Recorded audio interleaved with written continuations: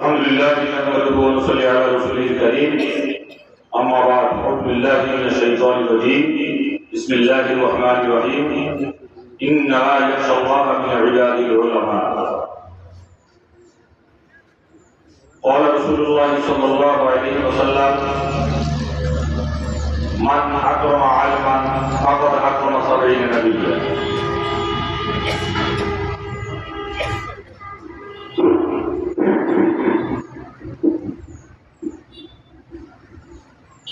সম্মানিত প্রধান অতিথি, বিশেষ অতিথি, ওলামায়ে কেরাম, আজকের এই অনুষ্ঠানের সঞ্চালক সহ অন্য মেহমানবৃন্দ, আসসালামু আলাইকুম ওয়া রাহমাতুল্লাহি ওয়া বারাকাতুহু। আমরা প্রথমেই সেই মহান রব্বুল ইজ্জাতের দরবারে অসংখ্য অকৃতজ্ঞতার শুকর আদায় করছি যে রব্বুল আলামিন আমাদেরকে বহুদিন পর খোলা আকাশ নিচে মুক্ত বাতাসে তার জন্য তার দিনের কথা বলার মহান সুযোগ করে দিয়েছেন।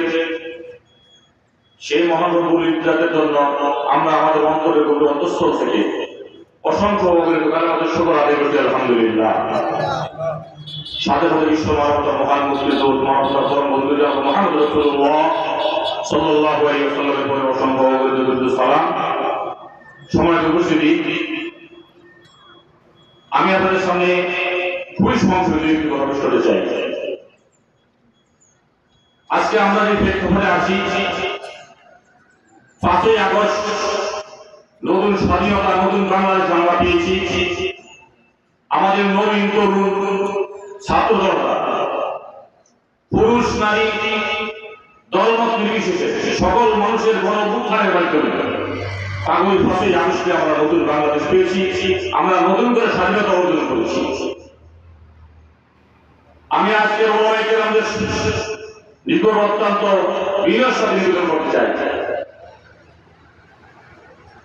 এই মহাবিপ্লবের মহানায়ক যারা ছিলেন তারা এক চিন্তা চেতনাকে ধারণ করে এই জাতির জন্য নতুন বাংলাদেশ উপহার দিয়েছেন। এই ভূখণ্ডে অতীতে যত আন্দোলন সংগ্রাম হয়েছিল আপনারা জানেন, 1831 সালে বালাকোটের যে আন্দোলন হয়েছিল সেখানে সেই আন্দোলনের নেতৃত্ব দিয়েছিলেন, সেই আন্দোলনের নেতৃত্ব দিয়েছিলেন ওলামায়ে কেরাম।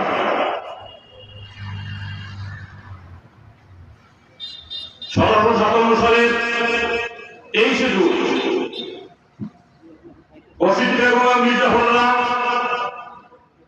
ব্রিটিশদের কাছে এই বাংলার স্বাধীনতা সার্বভৌমত্বকে বিকিয়ে দিয়েছিল নিজস্ব স্বার্থ এবং সুবিধার জন্য। যুগে যুগে এই গাদ্দারদের সৃষ্টি ভূখণ্ডে তৈরি হয়েছিল। অপরদিকে সেই 1757 সালের 23শে জুন থেকে শুরু করে অদ্যবধি পর্যন্ত যত আন্দোলন সংগ্রাম হয়েছিল, ম্যাক্সিমাম আন্দোলন সংগ্রামের নেতৃত্ব দিয়েছিল ওলামায়ে কেরাম। কিন্তু দুঃখজনক হয়ে সত্য, সেই ওলামায়ে কেরামদের বহু উজ্জ্বল সেই ইতিহাসকে ভুলে দেওয়া হয়েছে। জাতির ইতিহাস লিখতে গিয়ে সেই ইতিহাসে ওলামায়ে কেরামদের স্থান দেওয়া হয়নি। আমরা জানি 47 সালের 14ই আগস্ট ব্রিটিশ থেকে দেশ স্বাধীন হয়েছিল।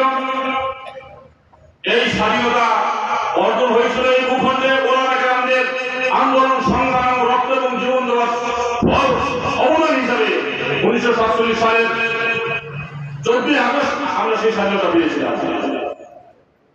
কিন্তু এই 47 সালের 14ই আগস্টের পরে যারা ইতিহাস লিখেছেন, ইতিহাস লেখকরা কর্তব্যরত ছিলেন, তারা ওই ব্রিটিশদের দালাল এবং কর্তব্যরত ছিল, যে কারণে ব্রিটিশদের নুন এবং যারা খেয়েছিলেন, ব্রিটিশদের মধ্যে কিন্তু আন্দোলন সংগ্রামের ইতিহাস লিখেছেন এবং এই দীর্ঘ 200 বছরের আন্দোলন সংগ্রাম করেছিলেন ওলামায়ে কেরাম। কিন্তু সেই 200 বছরের ওলামায়ে কেরামের এই ভূখণ্ডে, বিশেষ করে পাক ভারত উপমহাদেশে ওলামায়ে কেরামদের কি ভূমিকা ছিল, সেই স্থান কিন্তু ওলামায়ে কেরাম ইতিহাসের পাতায় পায়নি। কারণ পরবর্তীতে ইতিহাসের লেখা, ইতিহাস লেখাতে দায়িত্ব ছিল ওলামায়ে কেরামদেরকে, সেই দায়িত্ব দেওয়া হয়নি, কারণ তারা পালন করেন নাই। আমি সেদিকে নাকি আমি সংক্ষেপে বলবো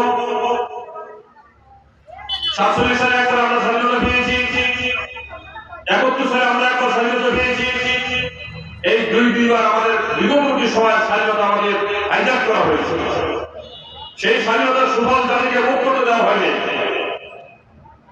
5ই আগস্ট যে এই তৃতীয়বার আমরা স্বাধীনতা অর্জন করেছি, আমরা এই স্বাধীনতার ফল জাতি যাকে ভোগ করতে পারে এই জন্য আমাদের ভূমিকা পালন করতে হবে। 5ই আগস্টের আন্দোলন সংগ্রাম এবং চেতনা আমরা ধারণ করে রাখতে চাই এবং 5ই আগস্টের পর থেকে নিয়ে আগামী দিনে নতুন বাংলাদেশ এই জাতিকে ওলামা কেরাম উপহার দেবে ইনশাআল্লাহ। সম্মানিত উপস্থিতি, ওলামা কেরাম, আমি আপনাদের কাছে পুনরায় ব্যক্ত করতে চাই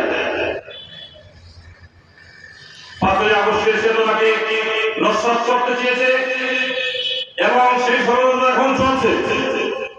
যেমন 1947 সালের 14 আগস্টের সেই স্বাধীনতাকে হাইজ্যাক করা হয়েছিল, 71 সালের স্বাধীনতাকে হাইজ্যাক করা হয়েছিল, 5ই আগস্টের সেই স্বাধীনতাকে আবার হাইজ্যাক করার নানান ধরনের ষড়যন্ত্র শুরু হয়েছে। এই সকল ষড়যন্ত্র ওলামা কেরাম ঐক্যবদ্ধ হয়ে ইনশাআল্লাহ এই দেশে আমরা উঠিব ইনশাআল্লাহ। আমরা আল্লাহ তাআলার নাম নিয়ে ইনশাআল্লাহ বলে কথা বলছি। আমরা 5ই আগস্টের চেতনাকে ধারণ করে ওলামা কেরামের নেতৃত্বে আমরা সামনে আগাইতে চাই। আমরা জানি বীরুত্তম সারানমর ওইমুর রহমান খন্দকার, শামসুল চৌধুরীরা, এই মির্জাফরের বংশধররা এখনো নানান নামে নামে আমাদের সমাজে তারা বিচরণ করছে।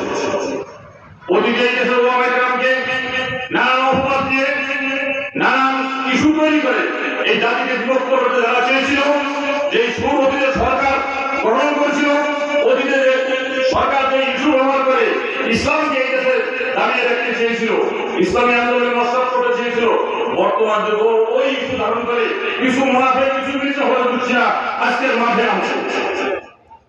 আমরা মিডিয়ার মাধ্যমে আমরা জানতে পারছি, দেখতে পাচ্ছি সেই মির্জাফরের দল, সেই বর্ষিত বেগমের দল 5ই আগস্টে সেই চেতনাকে নস্যাৎ করতে চায়। পুনরায় তারা সেই লোকে থাকে আবার পুনরায় বাংলাদেশে আনতে চায়।